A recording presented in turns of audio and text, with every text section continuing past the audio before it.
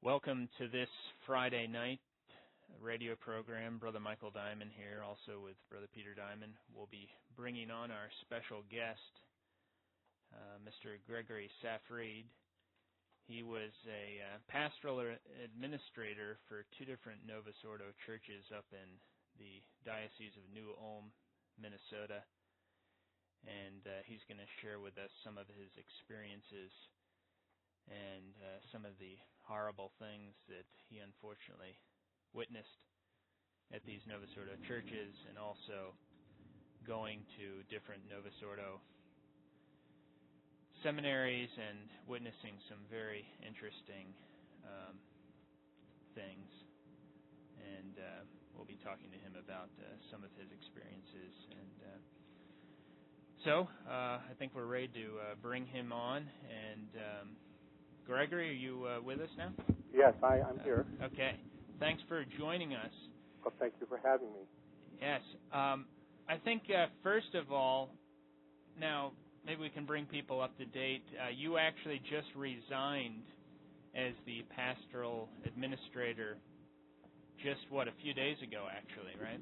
Yes, I was a pastoral administrator for two parishes in the Novus Ordo set up here in western Minnesota. Sure. And you actually, how long ago did you actually find out about was it our website you actually had? Yes, I ran across it maybe about a year ago or so. Okay. And so you were sort of looking at all this. One of the things I actually found interesting in our conversation a few days ago when we were speaking is that you actually, I think, went to many different Novus Ordo seminaries over the years, I guess, right? Yes, several of them. Mm-hmm. When you first actually asked about a vocation, I think you were telling me you went to your local diocesan priest to speak to him about the possibility of a vocation. And maybe you could share with the people what he actually recommended, for you to do. Yeah. A priest a couple years ago actually asked me, in the throes of the whole pedophile scandal, what I thought of it.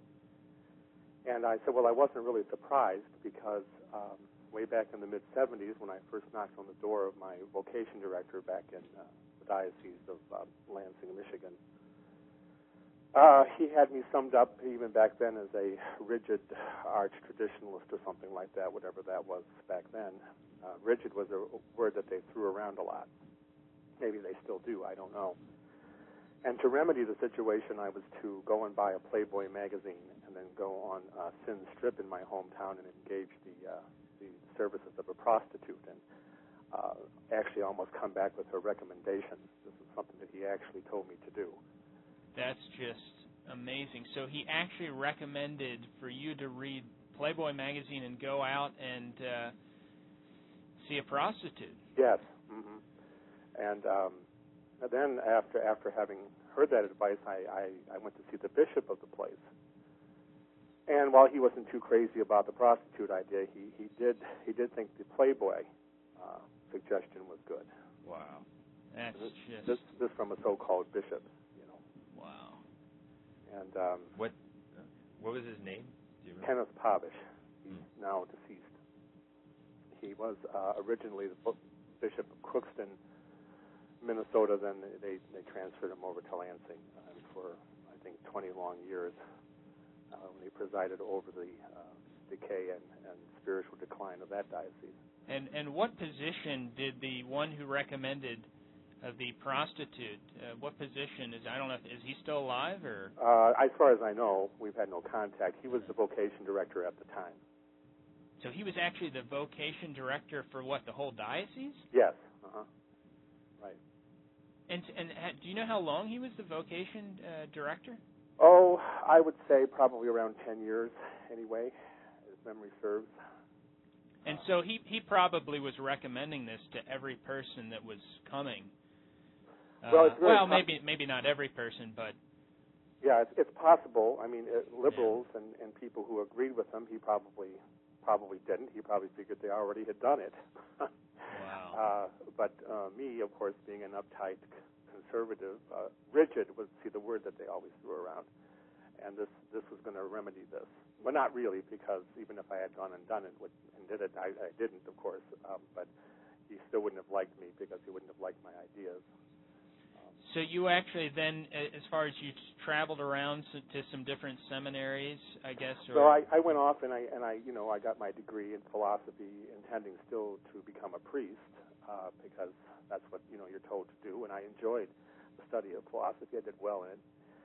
And sooner or later, ended up at Holy Apostle Seminary, which is not bad as seminaries go, at least when I was there in the mid-'80s. But what had happened, as frequently is the case, at least it used to be, whenever I would try another bishop, they would ask you where you're from, and I told them, where I was from. So they would always pick up the telephone and call that vocation director and that bishop, and they would X me out. So not only was I never going to be a priest in that diocese, the Diocese of Lansing, I was never going to be a priest anywhere. Just because you had a reputation as a conservative? Yeah. It's kind of like the good old boys network. If one of them puts the kibosh on you, it doesn't matter why, was it because you went to the Holy Apostles Seminary up in Connecticut that? It could have been partly that. It was just that the bishop and the vocation director of that diocese were just determined that I was never going to become a priest, and no matter who I contacted or where I went, they were going to say things that were negative. I mean, they actually lied, very, very definitely about me, false accusations and things like that, and the church being a structure built on power, as in large part it is. If that's the case, then you kind of get ground under the wheels of it. I see it as a blessing, at coming down the road, because I wouldn't have wanted to be ordained into any of that anyway, looking back at it. But when you think of, this is the kind of thing that people have contact with day in and day out in their parish churches, and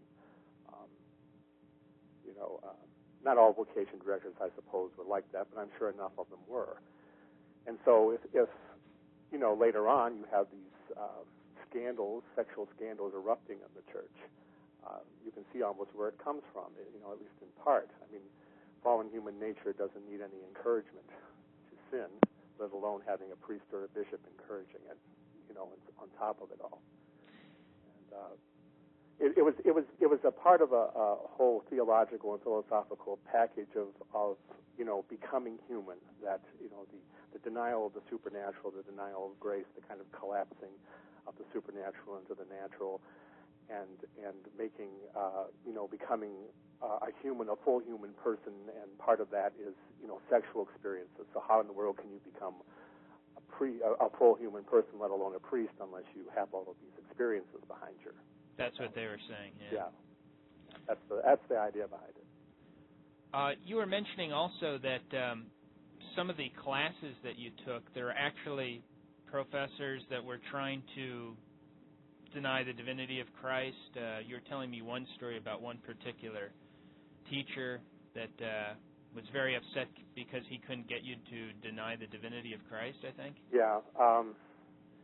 I studied at a place called Washington Theological Union when I was with a group called the Marist. And where's that? Washington, D.C. Okay. Washington Theological Union. Oh, okay, Washington, D.C., okay. Yeah. And, the professors of systematic theology, that's what they call it, rather than dogmatic theology, of course. And there wasn't one that was even remotely orthodox, but the chair of the department studied under Karl Rahner, who we all know is just a notorious apostate. And, he said explicitly that there is no such thing as supernatural reality. Jesus is a man, only a man.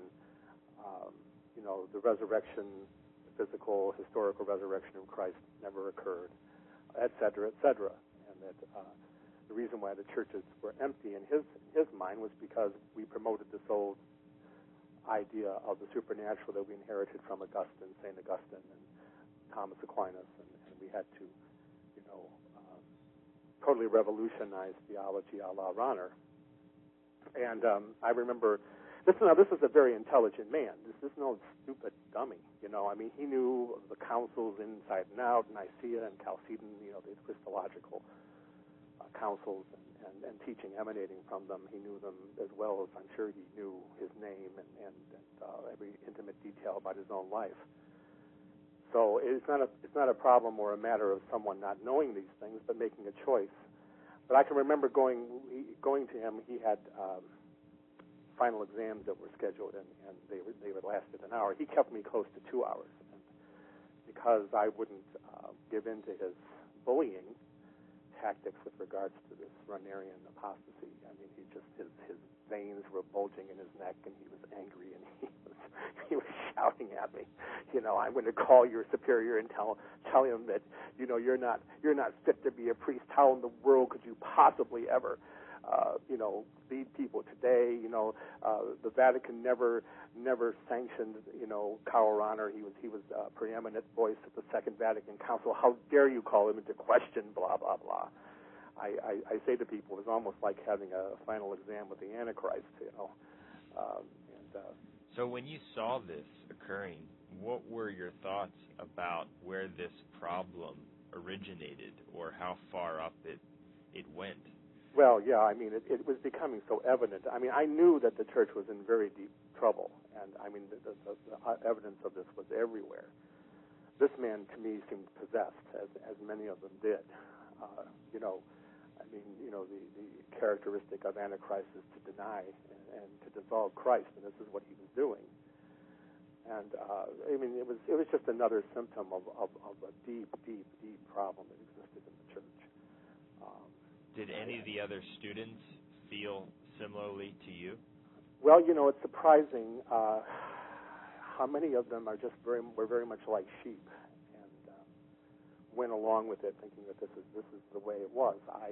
I spoke to a newly ordained priest when I was doing like parish ministry and that kind of thing, because you always went out to help out the parishes. That was part of the whole pastoral element of it all. And he went to Mount St. Mary's, which is one of the more conservative seminaries in the state. And I was telling him, what we were learning and what they wanted us to learn at this place. And he looked at me and he said, in his Catholic and his conservative outlook, he said, well, if I would have heard that, that's what I would have believed too. Wow. So you take these impressionable young men and you put them in a situation, and the peer pressure and the whole culture is so corrupt on top of it, and the desire to fit in, which is part and parcel of clerical mentality, I think.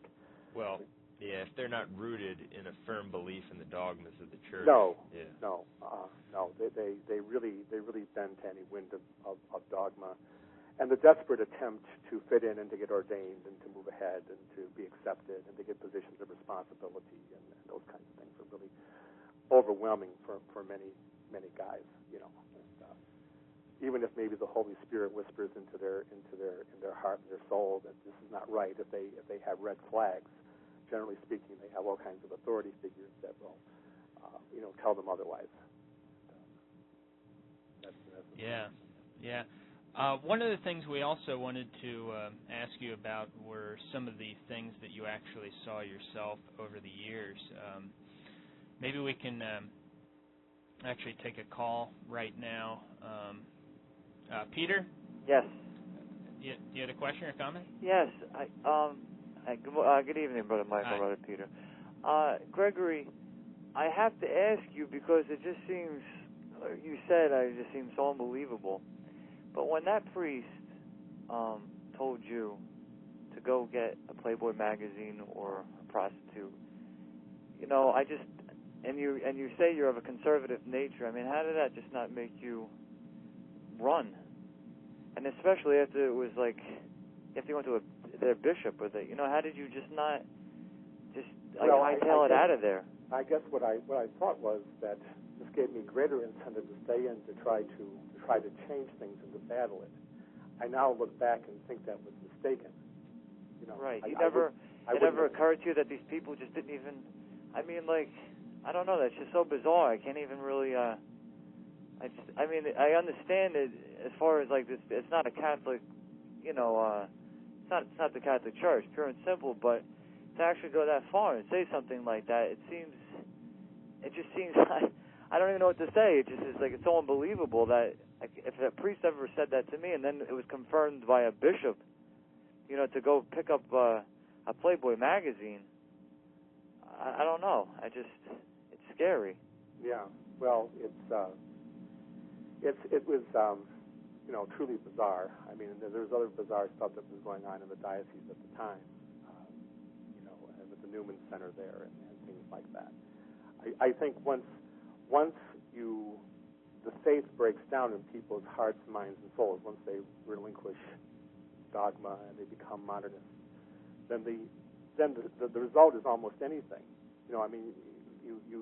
There's no defense against any kind of strange and silly and stupid ideology and philosophy. So you just recently, as of a couple of days ago, have you've left the Novus Ordo altogether?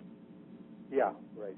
So you are embracing them with these brothers are the material that they're putting out there as the true Catholic Church. Then yes, that's great. Great to hear that. But this is unbelievable hearing the stuff that you're talking about. Yeah. That's all I had to say. It was good. Well, it's good to have you back then, I guess. Yeah, thank you. Absolutely. Okay, thanks for the call. Thanks, Peter from New York. Some of the questions. What are some of the things that you actually witnessed at the Novus Ordo Mass? Anything that come out immediately in your mind that you witnessed over the years? Some of the sacrileges and. Well, I can't, beat some of the stuff that's on your website. I've never seen a bishop wear a cheese head or that kind of thing. I mean, I've endured and suffered through the typical kind of stuff. I can remember, being in a college setting, so-called Catholic college when I was there, and sitting around in a circle, and the priest brings out a big piece of bread and allegedly consecrates it, and then breaks it apart, and crumbs are falling all over the place. Just a big loaf of bread? Just a big loaf of bread. Yeah. And you're all in a circle? All in a circle. Yeah. Wow. What about the sign of peace? I know some places they start to hug each other, and I guess yeah, that's just common. I guess. Yeah. That's really common. The priests do. They have their idiosyncrasies. Around here, a priest was having the congregation say the latter part of the Eucharistic prayer after the so-called consecration. That was a common thing that you would see. But just a typical thing where the priest would be on the altar, but everybody surrounding him would be a woman. So you have women ministers of the Eucharist, you have women minister lectors, you have women servers, and the lone priest amongst all these women who are running him, almost, the way people dress and the typical kinds of things that no dress code at all. No dress code, no sense of propriety. A lot of emphasis on singing, and this false notion of active participation of the council foisted upon everybody. Did you see much promotion of ecumenism and the cult of man? The priest sitting in the middle of the sanctuary, kind of the Masonic lodge look. He would just sit. Oh, okay, sit in the chair. Okay. In his chair. In his chair, presider chair. Presider chair. Yeah. He's a presider now. Yeah. Did they ever preach on immorality? That the common sins that people commit today? No, never, absolutely never.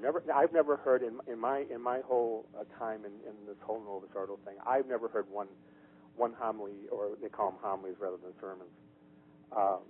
Even against abortion. Wow. I've never heard it. And that's how many years? Well, for the whole duration, you're talking 40 years. So in 40 years, you didn't hear one sermon, or homily as they call it now, against abortion? No. Or anything else? Oh, let alone anything else. Wow, that's just amazing. I mean, it's quite revealing. That's just incredible. What about as far as did you ever see them bring in people from other, like Lutherans, Methodists, other people? Well, yeah, the ecumenical element is very common. Because the mentality has shifted to a notion of all religions are more or less equal. And you're bound to, in some sense, fraternize with the Baptists and the Methodists and the Free Church, evangelicals, and all these people. There's no sense of we're the true church anymore, and to save your soul you have to come in, that kind of thing. It's just a collaboration among equals. If anything, there would be a guilt trip that the church at one time thought of herself that way, and so now we're doing mea culpas all over the place. That kind of thing. So, the ecumenical element is more or less a given. You don't. That would be a part of the life of the church now. Did their so-called ministers ever come into the Novus Ordo churches? And there are prayer services that are held, especially during the January Unity Prayer Week, sure. That kind of thing. Yeah. Wow. And I guess you're saying women on the altar was just. You're saying actually almost every person outside of the so-called priest is a woman on the altar. Well, virtually. Usually, the way church life is it really is predominated by women. Mm-hmm. Women run it, and therefore they're the ones that end up on the altar doing all these things. Not exclusively, but largely. Older women. And you're talking about women who are probably at least in their 50s or 60s, who somehow or another have ended up as kind of like a class of people. A substratum of ecclesiastical personnel, could you say, that have kind of landed in these positions that do these jobs, all under the aegis of the title of, lay ministry and that kind of thing. In this diocese, before Bishop Neinstead, there was Bishop Lucker, the notorious Bishop Lucker, and he always came out on a regular basis proclaiming how unjust it was. How unjust it is that the Catholic Church doesn't ordain women, so he was always proclaiming his desire to see women ordained, and therefore he put women into very crucial positions of authority. My predecessor at this pastoral administrator job was a nun, an old nun, that he had appointed, and most of them were, hoping that one day that these women would transition into the so-called priesthood. Wow. Do you know much, or did you see much of children's masses? Oh, yeah. Total abominations, children masses. What exactly would you describe that as? Yeah, it's like, it's worse than any kind of, entertainment facade that you'd see on television. They recently had our first, quote-unquote, First Holy Communion over here, and, a necessary thing in the Novus Ordo now to accentuate the demand-centeredness, the person-centeredness of it all, is that they had all the kids have handprints put on a cloth, and they had hung that thing, believe it or not, on the altar. So all the kids, had their little handprints there, whatever that meant, and they had it hanging on the altar, and of course they have to be involved, and they have to go up there and read, and they have to do this, and they have to do that, because Mommy just thinks it's so delightful to see little Johnny up there making a fool out of himself when he's reading or doing the prayer of the faithful or something like that. It's just horrible. So they're just going right up to the altar at times and all kinds of... So in witnessing all this, you have no trouble identifying this as the actual fulfillment of what is prophesied as the abomination of desolation. Abomination of desolation. Oh, yeah. You can really grasp it. Yeah, in all its vivid reality and detail. Yeah. Did they ever? I know they switched their confessions to confessions are by appointment only. Maybe at some churches, I think they still have them on Saturday evening. What was the case in up there in Minnesota? Did they just have it by appointment? Did they ever hear confessions? No, he had them scheduled on Saturday afternoon. Many of them do. But, because it's not encouraged, and for so many years, a lot of dioceses did Form 3, which is general absolution. The whole practice of individual regular confession has dropped down in dropped off. Of course, because there's no sin anymore either. People don't go to confession like they did. But a lot of times, what would happen is if confessions will be scheduled at 4 o'clock, nobody comes in by 4:15, the priest is gone.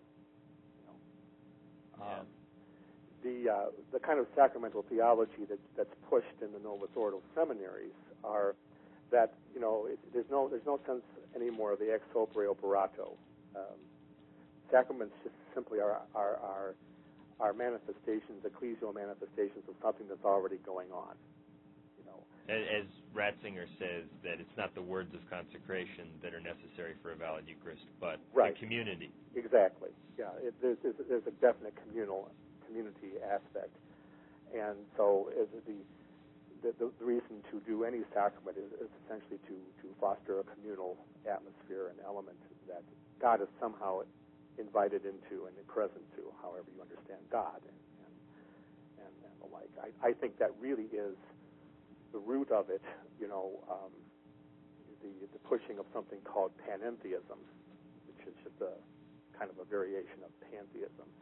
The so-called theologians that make the circuit around today that seminarians will study, really dethrone God in favor of, worship of self and the deification of self. And so, also, when the people would receive, quote, communion, I guess most of the people probably took it in the hand. It was probably all over the place. There are probably all kinds of sacrileges, obviously, that... Oh yeah, I found wafers in the missalettes. Wow. Right in the wow. Wow, that's something. Did they also give the wine to everybody? Oh yeah. That was another thing. That's almost like if you don't do that, it's almost like you haven't received. Right. How about musically? Did you see polka masses and rock music? The music is horrible. I mean, it's beyond horrible. I mean, you wouldn't hear it on the radio. I mean, okay. Well, what kinds of things are you talking about? You mean musically? Yeah. Well, there's this whole cadre of music that's been produced by people like Marty Haugen and David Hurd and other strange. I always tried to not even notice because it was all so horrible. There's a song that's particularly egregious. It's called "Gather Us In," that they all love and they've been singing now for 10 years. And there's no mention of God in it at all. It just exalts the community and the people. There's a phrase in there, a line: "We have been sung throughout all eternity," something like that, talking about the community. Huh. That's interesting. That's very interesting. It speaks of light coming in. Well, Lucifer is the light bearer. And I've brought this up to people, and it's just like blinders. There's scales over these people's eyes. When you point out that, there's no reference to God in here. There's only a reference to us, and that's largely what the music is, or it's very trite. The melodies are very trite. They're melodies that nobody would buy in the secular world to play anything with. It's the whole thing to some extent is condescending. I mean, besides squandering the treasury of the church as far as Gregorian chant or Latin or anything, it's not even good secular music. Not that I'm an expert, but it's all just meant to demean and to displace the church and to make it look ridiculous, I think. And so you could really see the emphasis on man. Yes. It's just that's what it's all about. Yeah. Wow. And so when you tried to tell the people about some of these things that you saw that were, troubling to you, they just generally just didn't care. And I think you were telling me over the phone that most of the people just felt, well, my mom came to this church, my grandfather came to this church, and that's where I'm going, and not even thinking about any of these issues, right? No, they don't think about these issues. The whole idea of a valid sacrament, for instance, is totally gone. I mean, if you sit and you try to make the case, as you do, for the lack of validity as far as holy orders is concerned, and the lack of attention and form at Mass and all that. I mean, it's like like they look at you like, well, so who cares? Yeah. Wow. another particularly obnoxious element to this now is, as far as ministers are concerned, all these churches have greeters. And so when you walk into the door, you're inundated by these people who are there, sticking their hands out, smiling, and saying, "Good morning, how are you? Welcome to the Church of St. Ipsy Dipsy," or whatever. You can't just go in and feel the presence of God and the transcendent and the holy. You have to be, the first thing you're in contact with is man, people. Mm-hmm. Interesting. And you have to make nice and schmooze with these people. And there's an attempt to bring more and more of this into the situation, because they think that people are not coming to church because of a lack of hospitality. The Novus Ordo actually has seminars on this stuff. I've had to go to pastoral leadership days where the topic is hospitality. And if we're just nicer and we just smile more and we're more amicable to people, then that's going to bring them all in. See? And that's the ridiculous mentality that they have. And so, as the church dies and crumbles around their noses, they remain clueless in the face of these horrible things. What about, I was just actually speaking to someone from the Maryland area, and she said that at these Novus Ordo churches, virtually every single Novus Ordo church has altar girls. Oh, and yeah. That's basically, it's universal? That's universal now. Okay. Yeah. Wow. Mm-hmm. Yeah, so not only do you have women all over the altar, but you also have altar girls? Oh, yeah. Yeah, I have altar girls. At every Novus Ordo Mass? Yeah, I mean, what they generally do, see, because this provides for certain problems. Someone was telling me not too long ago that they walked into the sacristy, they opened up a cupboard, and there was a boy server and a girl server in there, doing a little hanky-panky, should we say? Oh man. That rather than encourage. This just happened recently? Yeah, I would say I heard about this maybe within the last couple months or so. Yeah. But in their attempt to try to foster vocations, servers, altar boys were always an area in which they depended upon a kind of a flow of people into the seminary from the servers, from the ranks of the servers. Well, now because technically still you can't have women priests, you have women altar girls though, and it kind of raises all these conflicting notions with regards to, why are they there? And the boys really don't want to serve with the girls, and the girls don't want to serve with the boys, so they usually, kind of cordon them off so that one week the girls will serve and the next week the boys will serve, but they usually don't mix them. Sometimes they do. So it's about 50-50? Yeah, I would say so. In some places, really the girls predominating. I would say at these parishes here, I would say it's kind of 50-50. I think at the bigger parish that I was in charge of, there were actually more altar girls. Wow.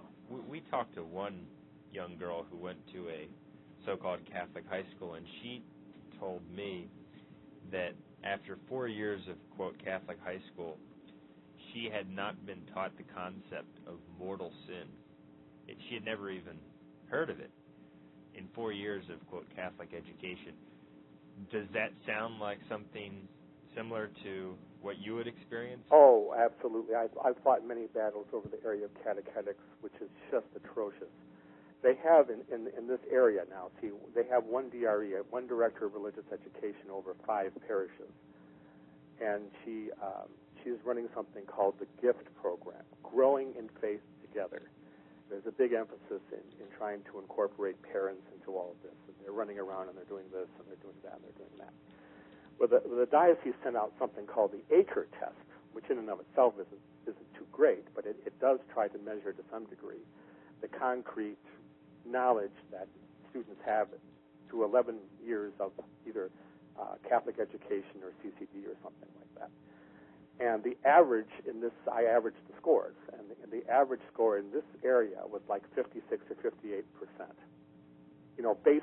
Basic doctrinal, moral, questions about the commandments, about the church, that these kids had no knowledge of whatsoever.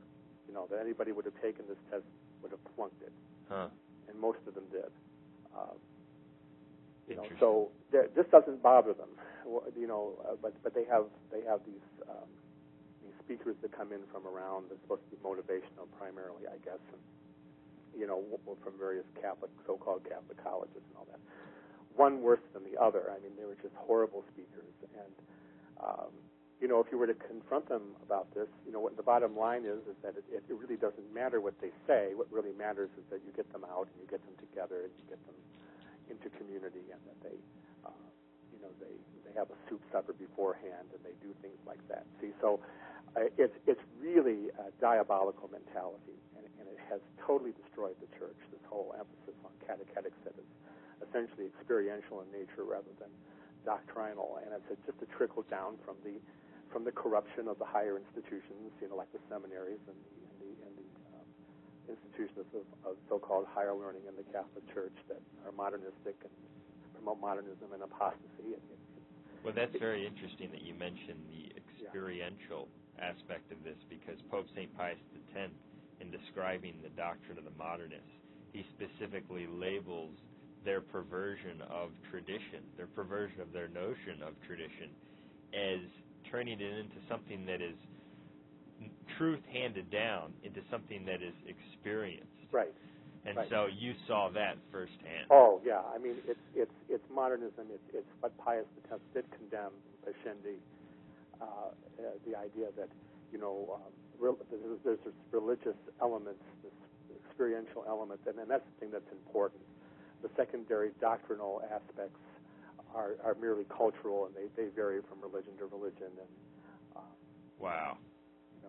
Wow, that's really something. What about as far as, did you ever find out or hear about the sex education programs that they had, these perverted programs that these apostate bishops have for the little children? Yeah, I've not had much contact personally with it. I know parents who have fought battles over it and have lost.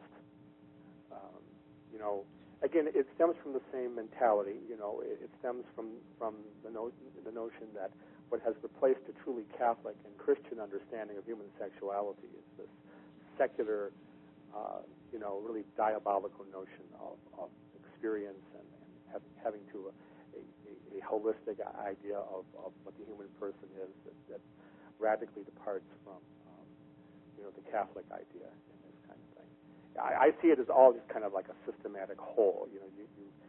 One part of it, one link of it breaks, and then the other just kind of goes along with it all. And so you would see these parents try to fight and say, I don't want my kids to be instructed in this garbage, and they lost virtually every time. Oh yeah, you always lose because it's fundamentally a power struggle.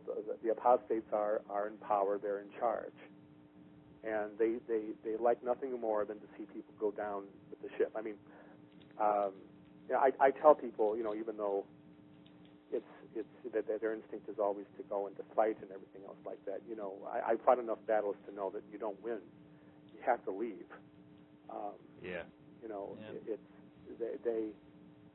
They almost feed on the fact that people write them and get confrontational, and it's a really distorted view of human nature. Their whole reaction to any kind of eyebrow lifting, let alone confrontation with regard to any of this stuff. They want it the way they want it. They don't want to hear any kind of negative input, and if they do, they'll destroy you if they can. What about it, I was going to ask you also, the Charismatic movement? I know in certain places they almost completely dominate the activity, or the persons who are the most active at these different parishes are usually Charismatic, quote, Catholics. Was that the same case where you were? Well, not so much here. I have seen that, though. I have seen that many times. Speaking in tongues. Do you ever see them, quote, speaking in tongues? Oh, yeah. Really? Yeah. And the real trip is to hear them singing in tongues. Singing in tongues? Oh, yeah, yeah. I mean, you'll never hear anything more spooky and devilish sounding than when they're all... Wow. There's a whole church full of charismatics and they're singing in tongues. Wow. And... I've seen them go into parishes and actually set up their own hierarchy over and above the priests, the clergy there. And of course, the priests allow this thing. they have their own sacraments in a sense. They have their own oils, and they anoint people, and they have their own, processes of initiation into their groups, and they, like you say, they sing in tongues, and they do their healing services, and all this takes precedence over, the sacramental life of the church. The same thing with any of these movements. I grew up in a parish where the curcio was very active, and talk about being divisive.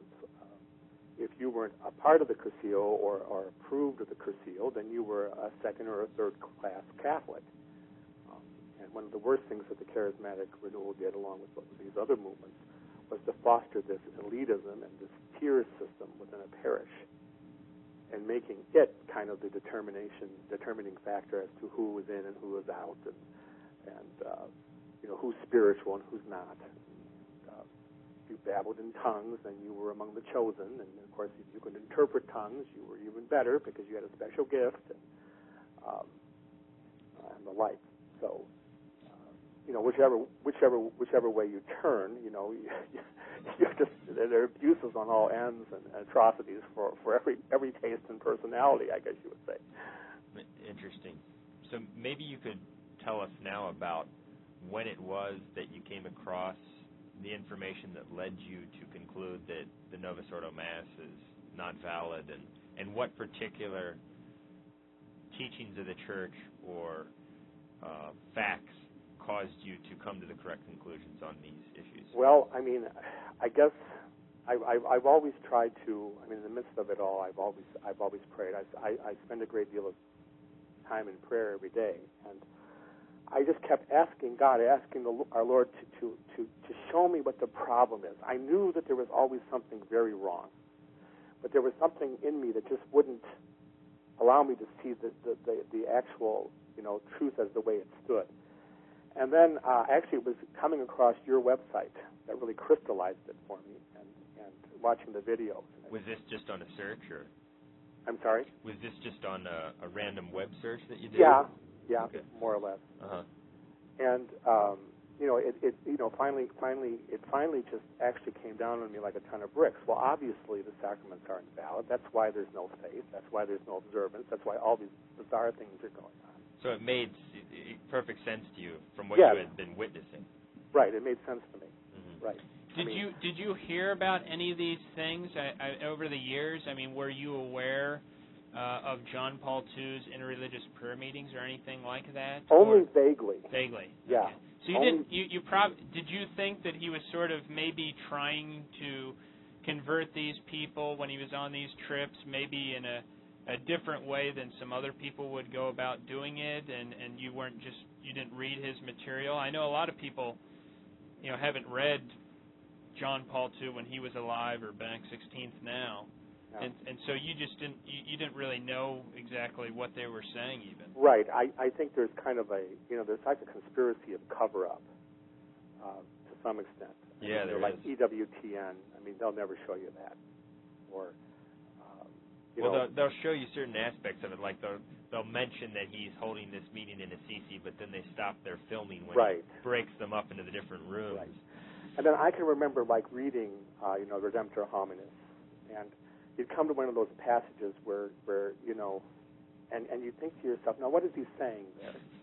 And I can just remember myself, something in me almost saying, I don't know that I want to know, and then I would go and I would read further, or tell myself something like, well, this man's very smart, he's above me, and I don't quite know what this passage means. It doesn't seem like it's in alignment with what previous popes have said, and that kind of thing. And to read his stuff anyway, generally speaking, was very tedious because he the verbiage in his massive amount of writings. Almost everybody always admitted that, even heretics and others, even conservatives, even some of his friends would say, this man just puts out all this prodigious amount of verbiage, and we don't know even what to make of it all.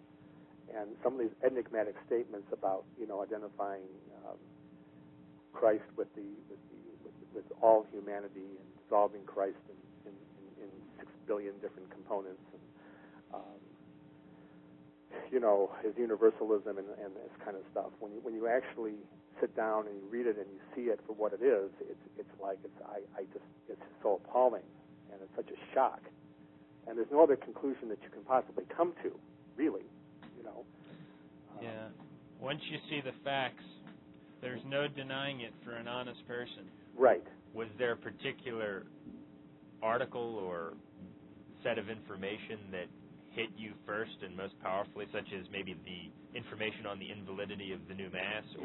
Yeah, that was a large part of it. See, in the Novus Ordo Seminary, they get around this whole thing by trying to teach you why the anaphoras of Adi and Mari are valid. They actually covered that in the seminary? Oh yeah, there was practically a whole semester on that. Wow. As this explanation as to why they're valid, even though there aren't words of institution in it. Wow, that must have that must have been recently, because I think that was 2001 that Ratzinger approved of, that people could attend the schismatic. Yeah, it was right around that time. Okay. Right, just so our listeners know what we're talking about, this is a schismatic liturgy that has no words of consecration, and in the discussions about whether Catholics can go to this schismatic liturgy that necessarily arise when you're talking about the ecumenism of the Vatican II sect, the question came up, well, can they go here? It's different from your normal schismatic liturgy because it actually doesn't have any words of consecration at all. And after studying it, Ratzinger concluded, with the approval of John Paul II, that it's actually valid even though it has no words of consecration.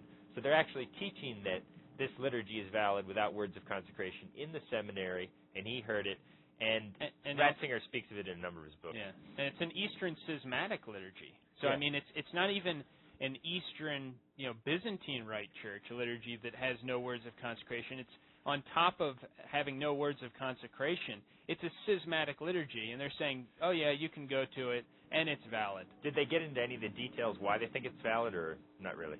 Well, they'll tell you that there's an epiclesis, an epiclesis, and that the whole atmosphere, the sacred atmosphere, will affect and confect the Eucharist in spite of whether or not there are words of consecration there. That's what they say. And in a more crass explanation, they'll say, well, it's really the community that does it anyway. But it's they'll tell you, well, it's magic to sit there and say, well, you say certain words over a piece of bread and it becomes the Eucharist. That's the way it was explained to us. That the consecration happens, but you can't isolate a particular moment in time when it happens. It happens within the context of the whole sacred event. Mm-hmm. And I think that to some extent the whole discussion, almost the whole semester's worth of discussion on this, was really done to eventually justify the Novus Ordo in its lack of form. That wasn't stated explicitly, but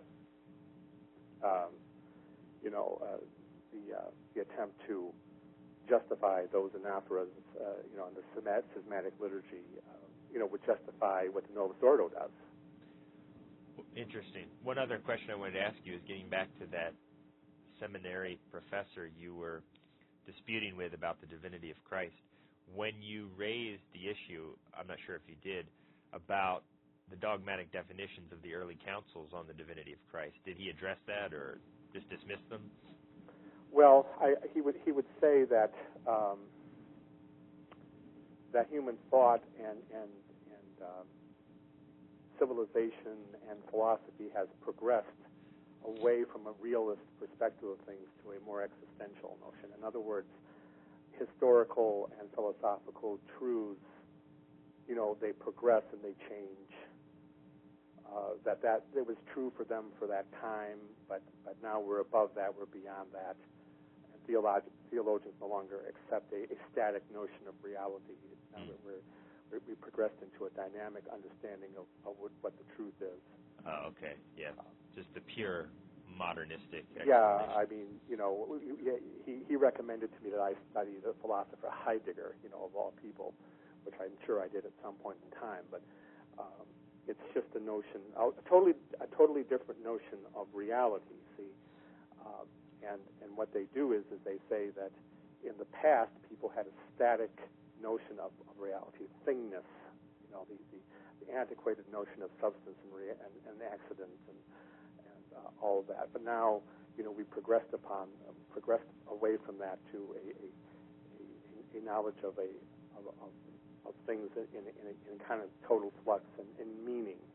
The meaning that people back in the time of Nicaea 325 had with regards to Christ is no longer the meaning that we attribute to him today, because of our advance in scientific knowledge, the advances in the theological arts, blah blah blah. So they have an answer for everything, and that's why it can be so captivating and so seducing with regards to young minds who walk into a place like that. You have all these authority figures, so-called priests, and all who advance the same theories, who are of the same mindset, and so you're going to produce something that's very, very different from traditional Catholicism. Did you see that? I know that I had one person that I know when he went to confession to a Novus Ordo priest, and this priest told him, for your penance, go talk to a tree. Any things like that that you heard about? Priests giving all kinds of wacky forms of penance? Well, yeah, I've not heard too much along those lines. I do know that they oftentimes don't even give a valid absolution. I mean, I've been in situations like that where they don't even say, "I absolve you." Oh, really? What would they say?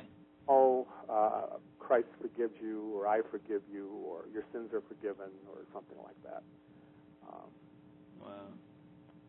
What about as far as some people have actually said that in a lot of these churches that it's almost impossible if you want to receive, quote, communion from the priest, or so-called priest, that people are talking about they have to go in and walk all over the place to get around all these Eucharistic ministers. Is it sometimes even difficult for people even to get actually, quote, communion from the priest? Oh, yeah. Usually what you have is you have this whole tassel of extraordinary ministers. They don't even call them extraordinary anymore. They're ministers of the Eucharist, and usually parishes will have them, sent out to people at homes or in senior residences or hospitals or whatever to bring the Eucharist. The Novus Ordo would still, of course, say, for I think power reasons, that only a priest can anoint. But so if you want a priest to come and anoint you, somebody to come and anoint you, then you have to have a priest. But if you want the Eucharist, then more likely than not, what you're going to get is a minister of the Eucharist. Basically every time. Yeah. 80% of the time. Wow. And so they handle, giving it out, and as you were saying, you found these quote hosts and all over the church. I know some people are talking about that people found them under the pews with gum stuck against them. I know I was hearing about that.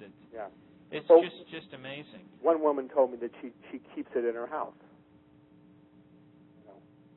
She brings it back to her house? Yeah, and so she doesn't have to run to church and have somebody get the key for her or have to find the key or inconvenience herself. So she keeps the quote-unquote Eucharist in her house, and on her way to work she takes it and she does her communion rounds and then keeps it in her car, then she goes back and she puts it back in her house. Wow. Do you find that now that you've come to the realization about the counter-church and the Novus Ordo Mass, that you see it differently, such as that if you were to look into a Novus Ordo service, you would have that abhorrence that you wouldn't have had. It would connect clearly with you what you were seeing when it didn't necessarily connect so much when you were involved with it? Because I know when years ago, maybe about almost a decade ago now, we distributed some information at some Novus Ordo churches in a city about an hour from here. And to just walk in the back of the church, which we had to do in order to facilitate handing out some of the material we wanted to hand out, just looking inside and seeing the presider's chair and seeing the circular setup and the emptiness, it was just palpable that you were dealing with something so spiritually empty, so desolate, that you could feel it. It was just amazing. Yeah. And it's just so striking. I mean, I think that's the last time I even looked into a Novus Ordo church, and it was just so striking and empty that I don't know if I'll ever forget it. Yeah, for the last few years, I actually have walked into a Novus Ordo church, and I have felt deadness. It feels dead to me. Yeah. Yeah. You know, like there's no Eucharistic presence. It's just dead. And now, you know, it's kind of like the lights have all come on. Yeah. Well, that's great to hear. Yeah, it really And is. I'm glad that, you know, you have the courage to be able to name the names of those who gave you this evil instruction, because one of the big problems we have today is that people are too afraid to name names. People are too afraid to call out the heretics, to call out the people who have done these evil things. And so the evil just gets perpetuated. The heretics don't get exposed. The evil does not get exposed. And so we hear so often from people who don't want to put their names on this or that, or they don't want to, you know, name the person who told them this horrible thing. So it was refreshing to hear that you had no hesitation in simply just telling us and others who actually told you these things, because it's true. Yeah. Oh, yeah. Yeah, it's all true. Well, that's great. I mean, it's great to hear about your story, and we're really glad to hear about the success in your case, seeing the information and responding to it. And thanks for coming on. Yeah. Thanks for coming on again, Gregory. And thank you for having me, brothers. Okay. Great. Thanks a lot. Okay.